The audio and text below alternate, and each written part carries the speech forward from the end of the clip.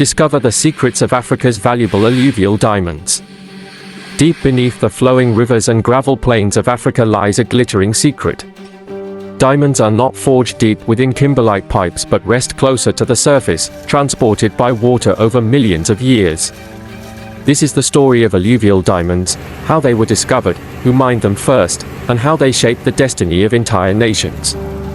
They say the land speaks, if you're willing to listen.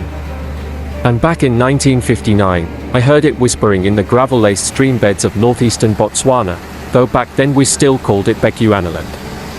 My name is Ezekiel Mfo, and I was one of the first men to lay eyes and hands on what would later be recognized as alluvial diamonds in our quiet, parched country. We weren't looking for diamonds, mind you. My father was a cattle herder, and I was a part-time tracker for colonial surveyors, mapping the Shoshi River basin near the village of Matopi. It was rugged country, flat scrubland giving way to dry river valleys where elephants used to pass. It was the rains that did it. That year, the Shoshi River overflowed like I hadn't seen in decades. After the waters receded, the sandy banks sparkled more than usual. I bent down, expecting quartz or mica, but what I held between my fingers wasn't ordinary. A clear, angular crystal, harder than anything I'd ever tested with my knife. I took it to the local British officer stationed at Francistown. He scoffed, told me it was a village trinket, but I persisted. Eventually, it was passed along to a South African geologist named Dr. Gavin Hill, who confirmed what I had suspected, it was a genuine alluvial diamond. What followed was a whirlwind. Word spread quickly through mining circles. Not long after, teams from De Beers and Geological Survey Bechuanaland arrived, bringing trucks, core drillers, and men with more questions than answers. But you see, our find was different. It wasn't a volcanic pipe like in Kimberley or Joining. The diamonds were found loose, resting among river gravels, shaped and polished by eons of erosion and seasonal flooding. They had traveled, carried from unknown kimberlite pipes upstream and deposited gently by the hands of nature. They called them alluvial diamonds, from the Latin alluvius, meaning to wash against. I simply called them gems of the earth. Back then, we worked with our hands. My cousins and I built wooden sieves from mopane branches, panning the shallow riverbeds during the dry season. For every bucket of gravel, we hoped to find just one glint of promise. Some days yielded nothing. Other days, we'd find a stone the size of a maize kernel. Small, but worth more than a month's cattle trade. Our community didn't know what to make of it at first. Elders feared we were unearthing something sacred. Others worried it would bring trouble, and they were right. The diamond discovery drew attention not just from geologists, but from corporate scouts, government officials, and even informal prospectors who came with foreign tongues and hidden intentions. By 1967, 8 years after my first discovery, De Beers had signed an agreement with the newly independent Republic of Botswana. The government, under President Cyrus Khoma, had learned from history, especially the chaos caused by unregulated diamond rushes in Sierra Leone and Congo. This time, they chose a different path. They formed a 50/50 joint venture with De Beers called Botswana, a name that would come to symbolize not only wealth but national pride. But while the headline celebrated Arapa, the kimberlite giant found in 1967, it was our alluvial discovery that pointed the way. The government began formalizing small-scale alluvial diamond zones along the Motlouts River, where our people could work legally. I was offered a position training local diggers how to read river gravels, how to recognize a false sparkle from a real gem. It was the first time I was ever called a consultant. I remember a young man named Kabelo Sekele, just 17 at the time, who found a 14-carat rough stone using nothing more than a sieve and intuition. He sold it to the state at a fair market price and used the money to build Botswana's first locally owned trucking business in Francistown. By the 1980s, his trucks were hauling gravel for large mines and goods for schools. These stories matter. Because alluvial diamonds weren't just wealth underfoot. They were catalysts, helping ordinary people break cycles of poverty, invest in education, and take pride in their land. Alluvial diamonds had brought war in other nations. In Angola, Liberia, Sierra Leone, they became tools of division, greed, and bloodshed. But in Botswana, our leaders saw another path. They created policies that avoided corruption, shared profits, and reinvested in national development. By 1870, thousands of prospectors had flooded the Vaal River basin, where secondary deposits of diamonds, washed down from kimberlite sources, were found embedded in river gravels. Alluvial diamonds, unlike deep-pit kimberlite mining, can be extracted through simple techniques, hand sorting, panning, and shallow digging. These methods made it possible for locals and small-scale diggers to participate, long before heavy machinery arrived. One such figure was Klaus Lucas, a black African miner from the Griqua community. In the 1880s, he became one of the first independent black diamond traders in the Vaal region. His efforts were often resisted by colonial authorities, but his resilience paved the way for others. Today, nearly 80% of Botswana's diamond production comes from large-scale kimberlite mines, but the tradition of alluvial mining still exists in places like Bobenong and Lerula, where rivers whisper old secrets and new dreamers try their luck in seasonal pans. I'm an old man now. My knees ache when the dry season comes, and my eyesight isn't what it used to be. But I still come to this river, sometimes with my grandson, and show him how to swish the gravel in a wooden pan. I tell him, the diamonds are not the blessing. The blessing is knowing your land and listening to it. Because long before machines and corporations arrived, we had knowledge of the earth, of the rivers, and of the stories carried on the wind. And that's the story I wanted to leave behind. Not just that I was the first to find a diamond in Botswana, but that I lived to see how that single stone became a foundation for a nation. In 1930, diamonds were discovered in Sierra Leone's Congo district, east of the capital Freetown. The credit goes to J.D. Pollard, a British geologist, who found diamonds in the gravels near the village of Sefadu. The discovery transformed Sierra Leone. Local villagers were soon involved in alluvial mining along riverbeds. By 1935, the British established the Sierra Leone Selection Trust, SLST, company that monopolized diamond mining for decades. Yet, many indigenous miners operated outside SLST's control, creating a shadow economy that persists to this day. One of the most well-known local miners was Emmanuel Khalifa Korbo, who began mining in the 1950s with his bare hands and a sieve. He reportedly unearthed stones worth thousands of pounds, reinvesting in schools and healthcare in his village. I remember my grandfather's stories as if they were carved into the walls of memory. Stories of red earth, swollen rivers, and a time when our village trembled not because of war, but because of diamonds, those sparkling stones that turned rivers into battlegrounds and men into either kings or ghosts. My name is Jules Mulumba, and I come from Thikapa, a town nestled in the heart of the Kasai province of the Democratic Republic of Congo, where the story of alluvial diamonds began over a century ago. It is a story that intertwines colonialism, natural wealth, human struggle, and national identity. It began in the year 1907. A Belgian colonial administrator and engineer named Georges Muller had been sent by King Leopold II to explore the untapped interior of the Kasai River basin. Belgium had already been extracting rubber and ivory at brutal costs, but whispers had reached the king about shining stones found in riverbanks deep in the tropical interior. Muller's team, while navigating the Lubelash and Thikapa rivers, came across strange crystals in the river gravels, bright, glass-like fragments that caught the tropical sunlight. They were handed over to a geologist based in Elizabethville, now Lubumbashi, who confirmed the unimaginable. These were natural diamonds, and not just any kind, high-quality, gem-grade alluvial diamonds. The stones were not embedded in volcanic pipes, like in South Africa's Kimberley. These were freely eroded diamonds, scattered across vast riverbanks, eroded over millions of years from ancient kimberlite sources and deposited by rivers like nature's own vault. Thus began the Congo Diamond Rush. To exploit these riches, Belgium established the Fourminier Company in 1913, short for La Société Internationale Forestière et Minière du Congo. Backed by both Belgian aristocrats and American financiers, including links to the Diamond Syndicate in London, Fourminier was given exclusive control over diamond mining in the Kasai region. But this wasn't a partnership, it was extraction. Thousands of Congolese men were conscripted, often forcibly, to dig gravel from the riverbeds under brutal quotas.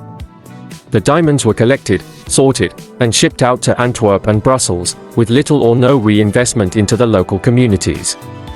My great-grandfather, Buyi, was one of those men. He was taken from our village in 1915 and sent to the banks of the Sankuru River to dig with his bare hands. He told my father that they were given 1 meal a day and beaten if they failed to meet targets. And yet, they toiled, not knowing that the wealth they were helping extract would fund Belgian palaces, European wars, and luxury markets, while their own homes had no schools, no clinics, and no roads. Between 1914 and 1939, the Congo became one of the top 3 diamond-producing territories in the world, all because of alluvial diamonds from Kasai and Katanga. Each year, millions of carats were extracted, primarily by hand. Fourminier built lavish residences for its Belgian staff in Thikapa, while workers lived in squalid compounds. The diamonds were sorted into 3 categories: 1. Gem quality, for global jewelry markets. 2. Industrial quality, used in tools, machinery, and war production. 3. Rejection stones, sometimes recycled, sometimes discarded. Yet despite this massive wealth, there was little accounting for the true cost: child labor, physical abuse, death from exhaustion or disease, and the loss of traditional livelihoods. Then came 1960. The Belgian Congo became the independent Democratic Republic of Congo. But independence was chaotic and rushed. Belgian companies fled.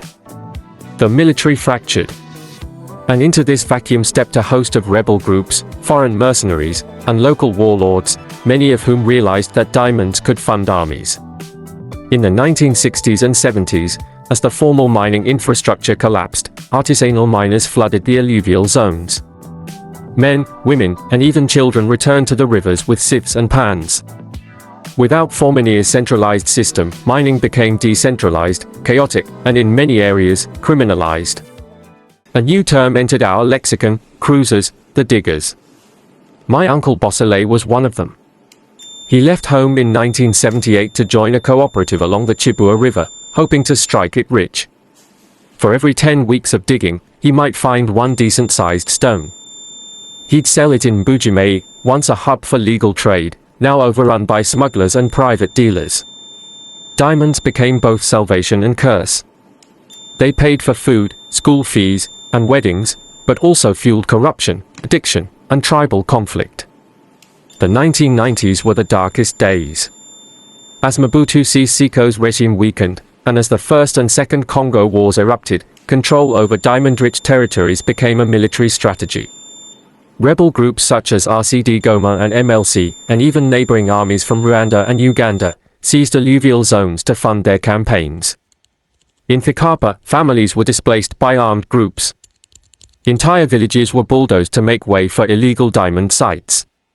Soldiers with AK-47s guarded riverbanks, and miners were often forced to hand over 90% of their finds or be executed. One of the saddest stories I know is of Pascaline Chiala, a mother of 4 who tried to hide a 2.5-carat diamond under her tongue. A soldier found out and beat her unconscious. She lived, but was never the same again.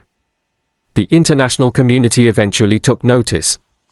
In response to the use of diamonds in funding wars, the Kimberley Process Certification Scheme, KPCS, was launched in 2003. Congo, under pressure, joined the initiative. The goal was to ensure that only conflict-free diamonds reached the global market. But in Congo, this was easier said than done. The country's vastness, poor infrastructure, and weak institutions made enforcement difficult. Over 70% of diamond production in DRC remained artisanal. Smuggling continued across the borders into Angola, CAR, and Rwanda. However, some progress was made. The government began registering artisanal cooperatives. Buying houses were licensed.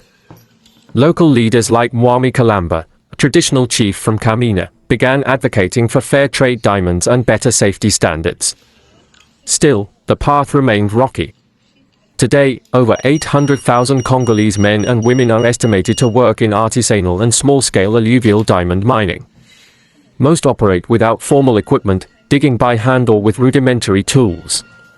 A typical miner works 8 to 12 hours a day, often submerged in muddy water, exposed to malaria, open wounds, and chemical pollutants from nearby industries. But there is hope. Organizations like PACT DRC, Mines to Markets, and the Diamond Development Initiative have started implementing traceability programs. These systems track diamonds from mine to export, ensuring fair prices and humane conditions. Some cooperatives now share profits among members, with part of earnings going into community health clinics, solar lighting, and education funds. In Kasai Oriental, a pilot program trains young miners in geology and safety, empowering them to become experts, not just laborers. I often walk along the river with my son. I tell him stories about the past, not to make him bitter, but to make him aware. I show him the layers of gravel, the places where the water settles, and how to swish a pan just right. But I also teach him what my father never knew: how to read contracts, how to recognize scams, and how to dream not just of a diamond, but of a future built by Congolese hands. You see, alluvial diamonds are more than glittering stones. They are witnesses to history, mirrors of power, and keys to potential.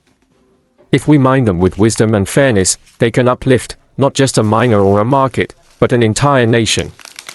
So the next time you see a diamond in a jewelry store window, remember the rivers of Kasai.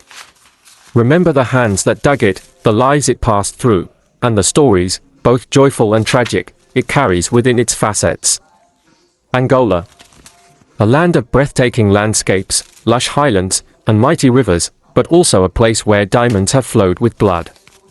In this soil, rich with alluvial diamonds, lies one of the most dramatic stories in Africa's modern history. A story of discovery, civil war, greed, and eventually, fragile recovery. But to truly understand Angola's diamonds, we must go back to the early 20th century. The Portuguese first colonized Angola in the late 1400s, but it wasn't until 1912 that diamonds were discovered near the London North region, close to the Congo River. The credit for this discovery is often given to Arthur de Paiva, a Portuguese prospector who noticed glimmering stones in the gravel after heavy rains. Locals had been finding these shiny crystals for years, calling them pedras de valor, stones of value, using them in trade long before any Western surveyor arrived. As reports of the stones spread, Portugal acted fast. By 1917, they had established a powerful state-backed mining company called Diamang, Companhia de Diamantes de Angola. The company would operate for decades, becoming one of the most influential colonial enterprises in Africa. Diamang held monopolistic rights to Angola's diamonds for much of the 20th century. Its reach was vast, stretching across London North and London Sul, two regions saturated with alluvial deposits. Mining during the colonial era was no opportunity, it was exploitation. Under Diamang, thousands of forced laborers, primarily from the Ovimbundu and Chokwe ethnic groups, were conscripted to extract diamonds from the Congo, Alluvial, and Luachimo rivers. They worked long hours, knee-deep in water, using wooden pans and sieves, often watched over by armed guards. Many were separated from their families, paid in food rations instead of money, and denied basic rights. Children as young as 10 were used as runners, carrying gravel between stations. By the 1950s, Angola had become the world's third-largest diamond producer, most of it from alluvial sources. These were diamonds that nature had liberated from kimberlite pipes, scattering them in riverbeds and surface gravels over thousands of square kilometers. When Angola finally won its independence from Portugal in 1975, it came not with peace, but with division. The three main liberation groups, MPLA, UNITA, and FNLA, immediately turned on each other. Backed by foreign powers, their struggle descended into a 27-year civil war, one of the longest and most devastating in Africa. And at the center of this war were diamonds. The MPLA, supported by the Soviet Union and Cuba, controlled the capital Luanda and the central government. But the rebel group UNITA, led by Jonas Savimbi and backed by the United States and South Africa, seized large parts of the diamond-rich east and northeast, particularly London North. There, UNITA did something that would change Angola's destiny. They began illegally mining and selling alluvial diamonds to fund their war. These were not deep mines.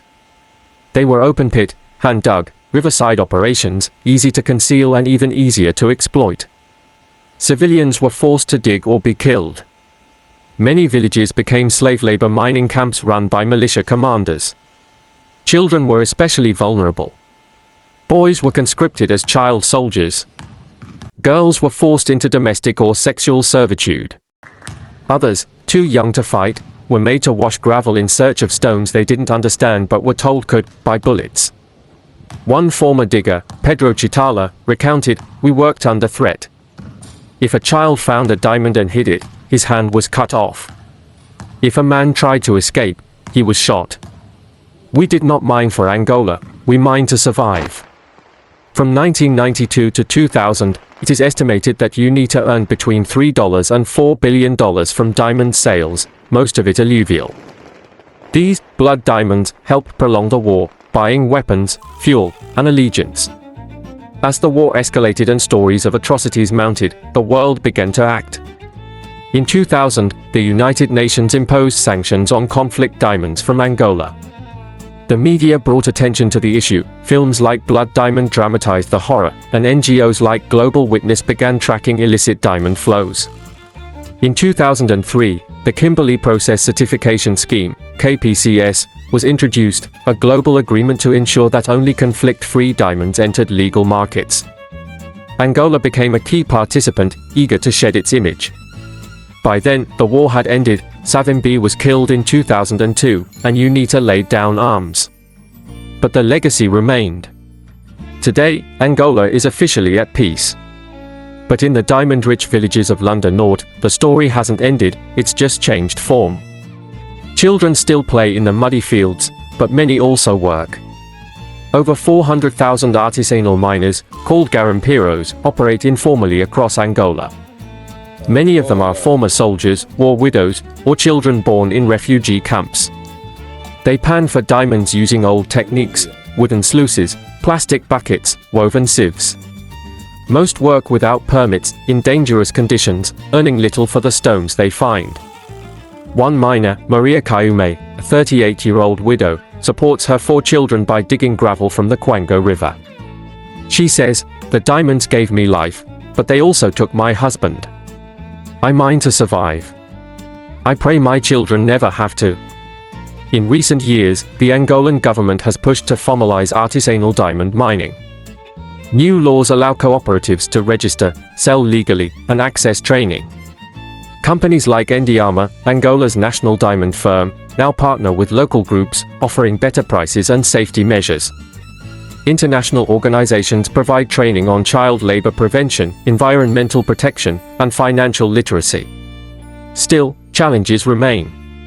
Smuggling continues through Congo and Namibia. Illegal mining syndicates bribe local officials. Corruption slows reforms. But the winds of change are blowing.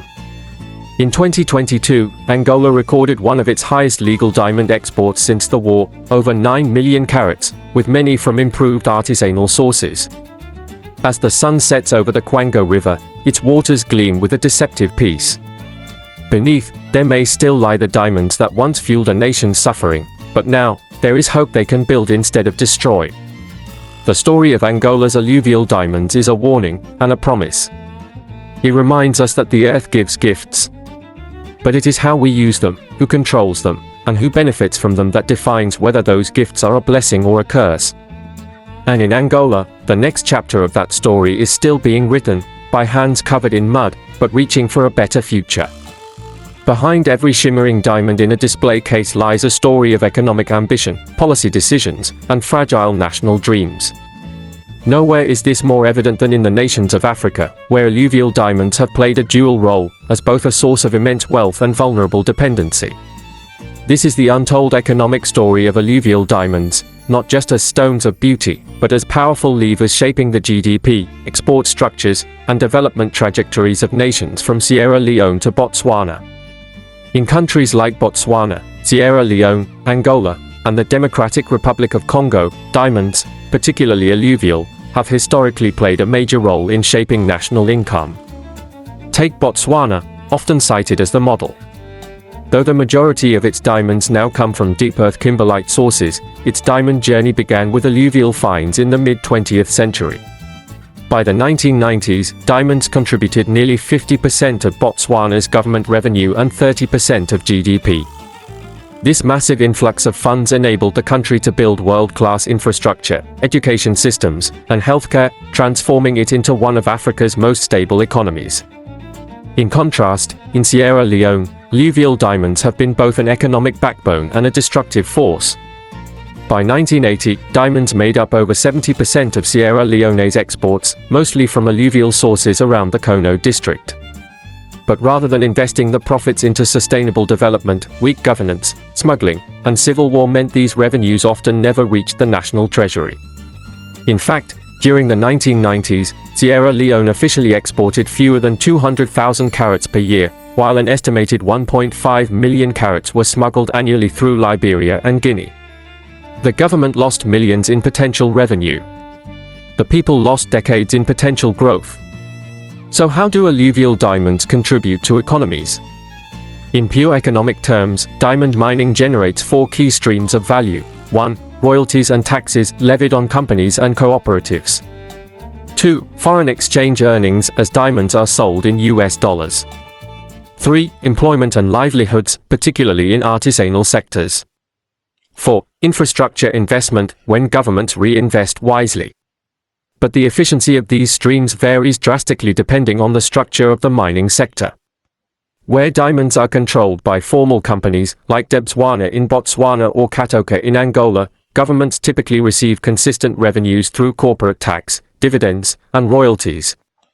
Where mining is artisanal, as in Liberia, Guinea, and DRC, much of the diamond trade is informal.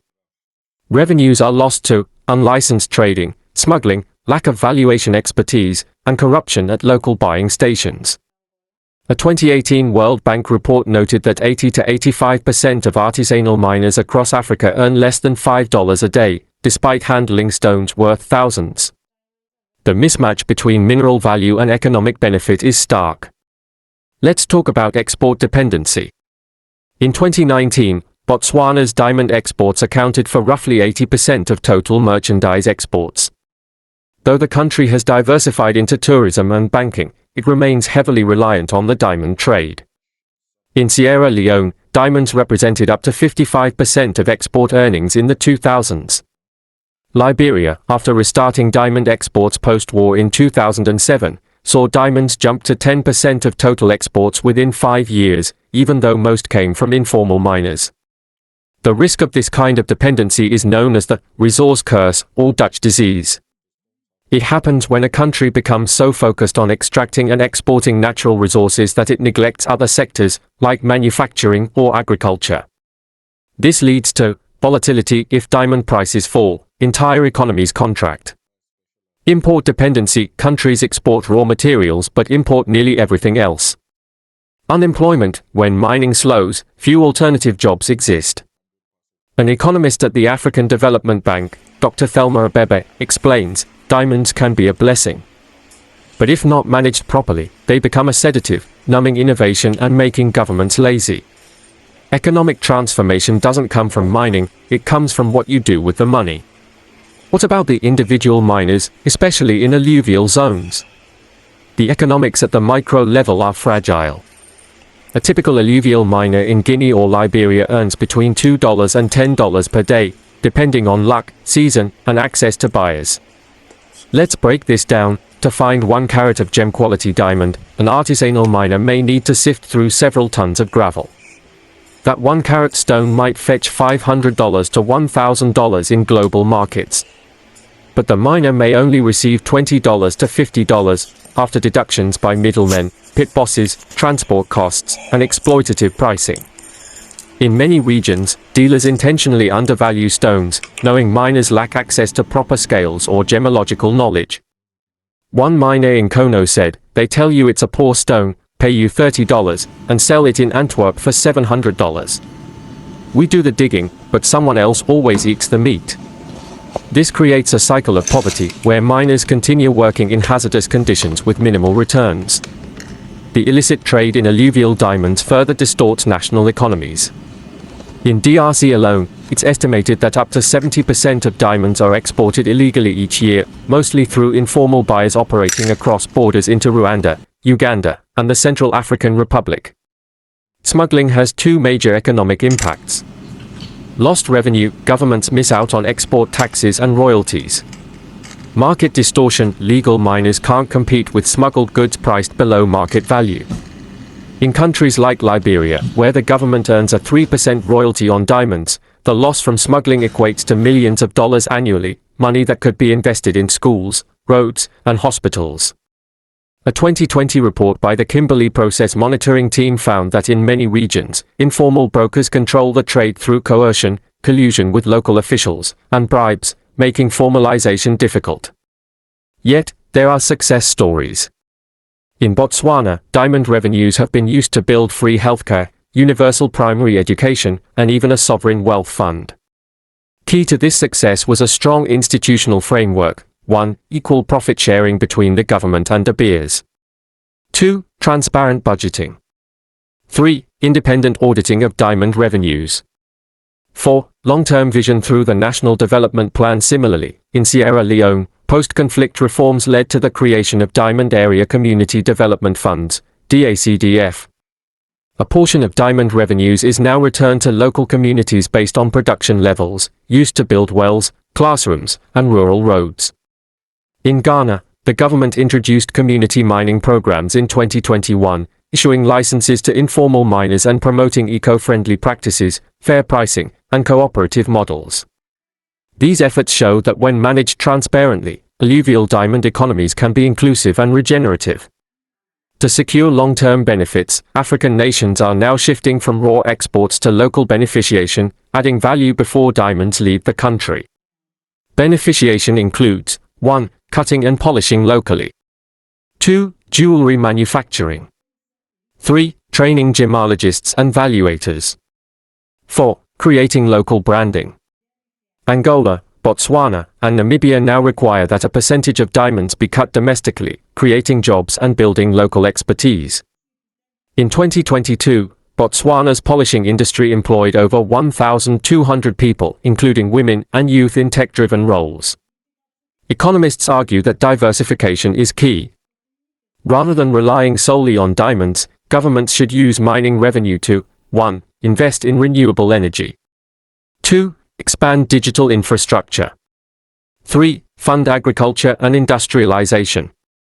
4. Support youth entrepreneurship. Dr. Isaac Mensah, an economic planner from Ghana, summarizes the dilemma: diamonds are not the economy. They are only a part. A country that builds schools, trains its youth, and creates opportunities beyond the mine will survive the end of mining. But a country that consumes and exports with no plan will find itself poorer than when it began. In a remote part of London North, Angola, an elder told us, "The diamonds made our soil rich, but they also made our people poor." Now, we are learning to take the power back. And in Kerouane, Guinea, a young miner named Amadou is studying geology at night after work. "I don't just want to find diamonds, I want to understand them. And one day, I want to teach others how to make them lift a whole country." Alluvial diamonds have helped build economies, fund governments, and employ millions. But they have also created dependency, inequality, and instability. The question for the future is not whether alluvial diamonds have value, but how that value is shared, protected, and invested. If African nations can balance natural wealth with human development, then the rivers that once carried diamonds away might finally carry prosperity home. The sparkle of a diamond is often admired in silence. But behind many of these glittering stones lies a world that rarely makes it to the spotlight, a world of human rights violations, child labor, armed conflict, and a black market that spans continents. This is the side of alluvial diamonds the brochures don't show. It's a side defined not by carrot or clarity, but by cries for justice buried under mud and gravel. In the alluvial diamond fields of Africa, the first and most alarming human rights concern is child labor. Despite international laws, children as young as 8 years old work in mining pits across countries like Guinea, Sierra Leone, Liberia, and the Democratic Republic of Congo. Often barefoot and underfed, they carry gravel, operate rudimentary tools, and spend hours in waist-deep water washing for stones. Some are orphans. Others were sent by desperate parents, promised earnings that never came. A 2016 UN Human Rights Council report highlighted that in Congo district, Sierra Leone, more than 30% of artisanal miners were children, many of them working without access to school, safety equipment, or clean water. In Guinea's Banankoro region, children often work alongside their families, paid by share, usually one small meal and a fraction of what the stone is worth. One former child miner, Ibrahim Diallo, shared, "When I was 10, I found a diamond the size of a grain of rice. My boss sold it. He said it was worth nothing. Later I heard it sold for more than a motorbike." This kind of exploitation is not only unethical, it's illegal. But the challenge is enforcement. Remote mining zones are poorly monitored, local authorities are underfunded, and in many cases, complicit in the abuse.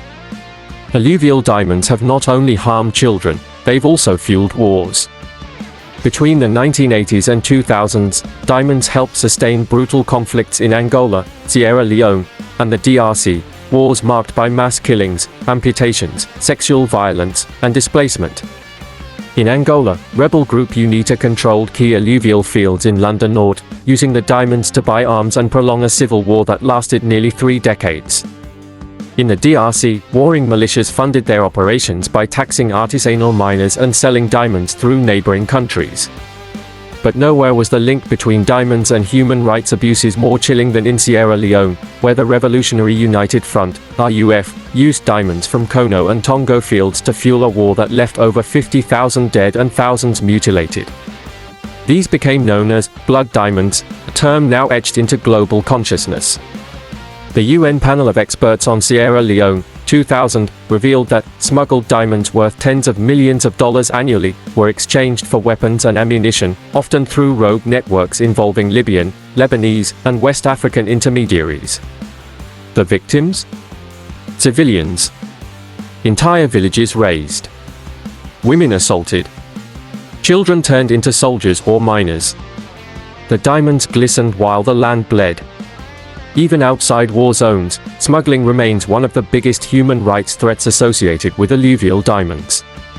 Smuggling thrives in regions where mining is informal. Government oversight is weak, and border controls are porous. In the DRC, an estimated 60 to 70% of diamonds are smuggled out of the country annually, destined for Dubai, Antwerp, and Mumbai, often under false origin certificates. These stones bypass government taxes, meaning the state loses millions in revenue, local development remains stunted, workers remain in cycles of poverty, and more dangerously, smuggling encourages abuse. When diamonds are traded outside official channels, there's no labor regulation, no pricing transparency, and no human rights safeguards. The informal nature of artisanal diamond mining creates conditions where exploitation is normalized and rarely reported. In response to these atrocities, the world acted. In 2003, the Kimberley Process Certification Scheme, KPCS, was launched, an international initiative involving 85 countries aimed at stopping the flow of conflict diamonds. Under the KPCS, 1. Governments must certify that rough diamonds are conflict-free. 2. Shipments must be sealed, documented, and verified. 3. Traders must buy only from compliant countries. This was a major step, but not a perfect one. Critics argue the Kimberley Process lacks the tools to address 1. Human rights abuses in peaceful countries. 2. Child labor in informal mining. 3. Smuggling through corrupt borders. 4. Environmental degradation. As a result, organizations like Human Rights Watch, Global Witness, and Amnesty International have called for a revamp of the system to include labor standards, gender protection, and transparency in pricing. In 2011, Global Witness formally left the KPCS, stating, "A certification scheme that allows blood diamonds from Côte d'Ivoire, Zimbabwe, and DRC to reach consumers with a clean conscience is not just flawed, it is fundamentally broken." Still, reform efforts continue. Some countries, like Botswana and Namibia, have added their own human rights protocols to the KPCS. Others, like Sierra Leone, have invested in community monitors who track mining activity and report abuses to authorities. Solutions are emerging. In countries like Ghana, Guinea, and Sierra Leone, NGOs and governments are experimenting with fair trade diamonds, certified stones mined under ethical labor conditions and sold with traceability. Some programs train miners on child labor laws, safety techniques, fair pricing, and gender inclusion in mining. Mobile valuation units now travel to remote areas, educating miners on how to assess their stones, so they don't get cheated. In DRC's Kasai region, women are being trained not just as miners, but as diamond graders and buyers, breaking the cycle of gender exclusion and financial dependency. Some pilot projects in Liberia now require cooperatives to invest 10% of profits back into local schools and clinics, tying community development directly to ethical mining. The truth is, every diamond tells a story. Some tell stories of love and commitment. Others, of violence and survival. And yet others, of resilience and reform. The challenge lies in tracing the origin, not just of the stone, but of the systems behind it. If we want diamonds that shine with pride and not shame, we must continue to ask, who dug this diamond? Under what conditions? Who profited, and who paid the price? Until these questions are answered transparently, the glow of a diamond will always be haunted by the shadows of the pits from which it came. But there is hope. Every step toward accountability, every reform, every voice raised, every child kept in school, is a blow against exploitation. And slowly, the rivers that once washed away innocence may begin to reflect justice instead. A new wave of hope is rising. NGOs and local leaders are forming cooperatives, training miners in safety and environmental protection. Technologies like gravity concentrators and drone mapping are making small-scale operations more efficient and less harmful. In Sierra Leone, a group called Mines to Markets has helped villages track diamonds transparently, increasing profits and trust. One village chief proudly told us, for the first time, we know where our diamonds go and how they return to our people. Alluvial diamonds tell a story of struggle, resilience, and transformation. From rivers in South Africa to the muddy fields of Sierra Leone, these precious stones have shaped the lives of millions. They remind us that beneath every sparkle lies a human journey, and that with the right systems, these journeys can shine just as brightly as the diamonds themselves. Don't forget to leave a comment on what you think about this video, like, and share for more diamond and gemstones mining documentaries. Subscribe for more videos like this.